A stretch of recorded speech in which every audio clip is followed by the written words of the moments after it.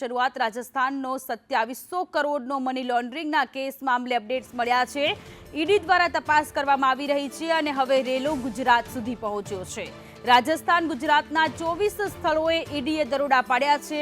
અમદાવાદમાં કેટલાક સ્થળોએ ઈડીએ દરોડા પાડ્યા છે। નેક્સા એવરગ્રીન કંપનીમાં ઈડીની તપાસ ચાલી રહી છે। લોકો પાસેથી પૈસા લઈ રોકાણના નામે છેતરપિંડી કરવામાં આવી છે। પ્લોટ અને શેર બજારમાં રોકાણ કરાવી છેતરપિંડી કરવામાં આવી છે। સંવાદદાતા હિરેન રાવલ ફોન લાઈન પર જોડાયેલા છે। હિરેન, રાજસ્થાનમાં અત્યારે ઈડીની તપાસ થઈ રહી છે। 2700 કરોડના મની લોન્ડરિંગ કેસમાં હવે રેલો ગુજરાત સુધી પહોંચ્યો છે ને ગુજરાતમાં 24 જેટલા જગ્યાઓ પર અત્યારે દરોડા પડ્યા છે।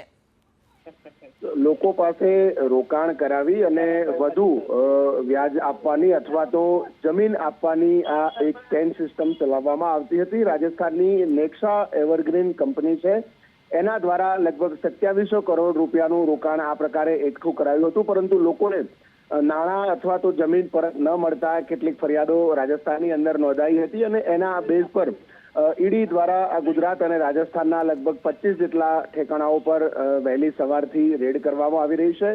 અમદાવાદમાં સરખેજ વિસ્તારમાં આની ઓફિસ આવેલી છે, ત્યાં પણ ઈડી દ્વારા તપાસ શરૂ કરવામાં આવી છે।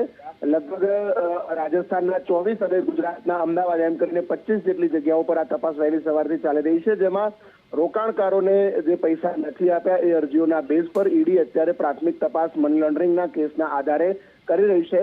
હજુ આમાં આંકડો વધે તેવી શક્યતા દેખાઈ રહી છે। જી, આભાર તમામ વિગતો માટે।